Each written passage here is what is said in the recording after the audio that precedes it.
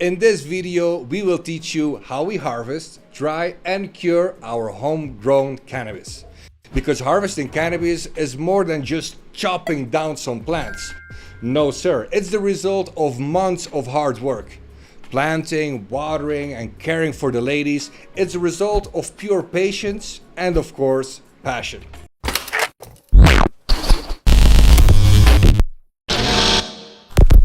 What's going on people? NORMAGEE here. My pick of the month for June 2026 is Q is Growing. This is Mr. Q's new channel. If you don't know who Mr. Q is, he is Dakota from Homegrown TV's partner down in Colombia.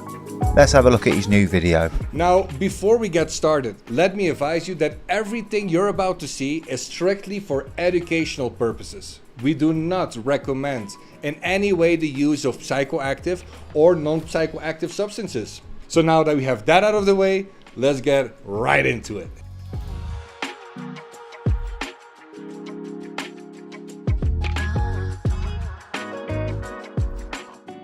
The first step is knowing when to harvest. Timing is everything. You actually want to look especially at your trichomes using a magnifying glass or microscope.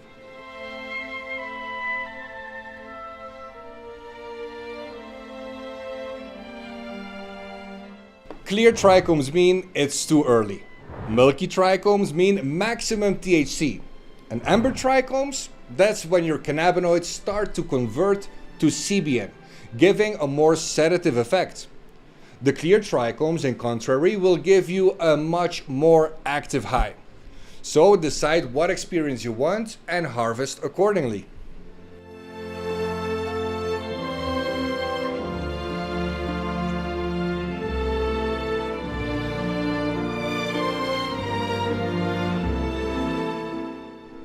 Now that we know when to harvest, let's talk about how we harvest. Preparation makes all the difference. The right tools, the right setup, and a clear plan will make your harvest efficient and successful.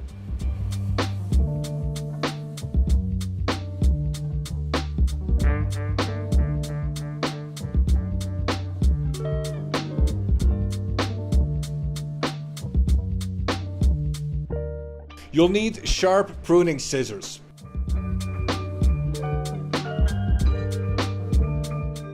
gloves, clean bins for the branches, and a well-ventilated and clean workspace. Also, why don't you let the plants dry out a bit the last 24 hours before harvest time? This way we avoid humidity spikes. You could also reduce the plant's light exposure 24 hours before cutting the plant. This would boost resin production, or at least that's what some growers say. This theory is not supported at all by Mr. Bugsby. And Mr. Bugsby is of course a big example for us. And he recommends the opposite. He says that the last 24 hours you should leave your lights on instead of off. The photosynthetic energy makes sugars, especially sucrose, and that sucrose is used to make the terpenes. So my recommendation to growers, and this is based on principles and what I think are best practices, keep the lights on.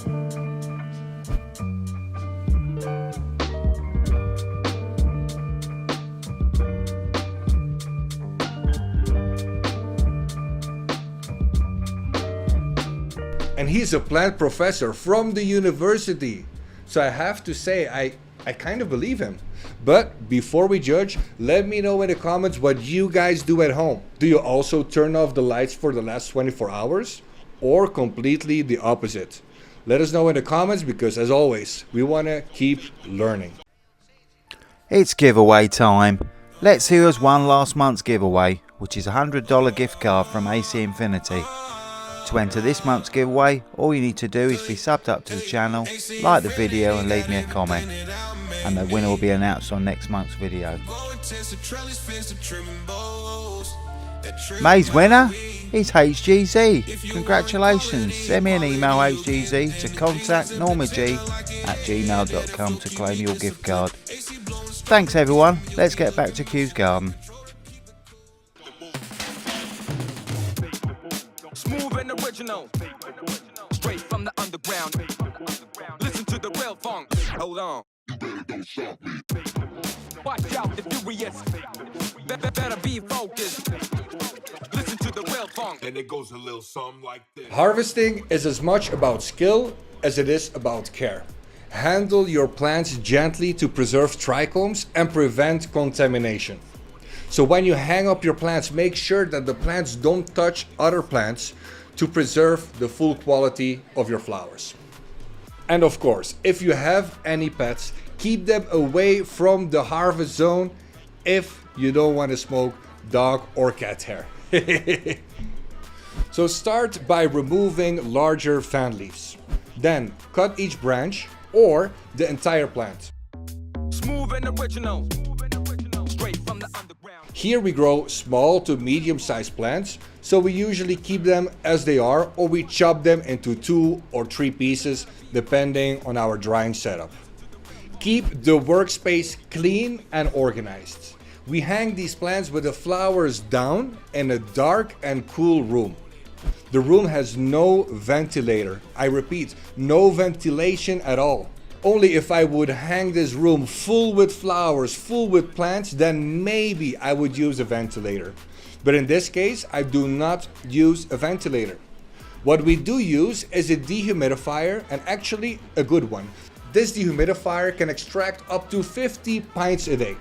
The first 3 days, I programmed the dehumidifier at 60%. After that, I put the dehumidifier on 65%. I leave the plants there hanging for about 10 to 14 days, depending on the size of the buds. The smaller the buds and the smaller the amount of plants, the faster my drying process will go. The goal always is to dry nice and slow with low temperatures. And the colder, the better. Oh, and one more tip for drying plants is label them. Trust me, they will start to look very different soon, so you want to make sure you remember which plant is what strain. So label every branch. It will save you a headache in the future. There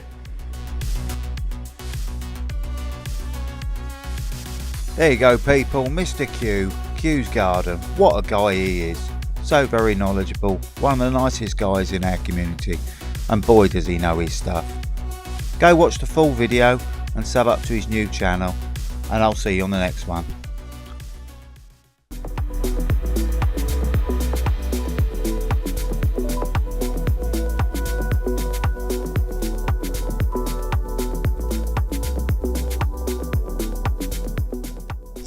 Now, if you found this video helpful, make sure to like, comment, and subscribe to Q's Garden for more epic cannabis growing content. Thank you so much for being here, and see you next time.